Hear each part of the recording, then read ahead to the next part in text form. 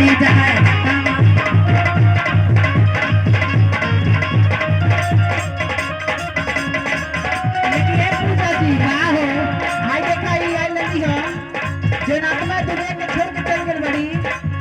मौसी की तरफ से अपना बहन के आत्मा के शांति खातिर डिलीवरी होनिया लोग नाचत होई ना कतो कहने नाचिया देई जाना तो घर में तो पैसा भरा ही मिले तो काम ना पड़ी बहन सही है अरे गाड़ी गाड़ी जाए अरे गाड़ी गाड़ी जाए अरे गाड़ी हथा बहाने कलमी गाड़ी गाड़ी जाए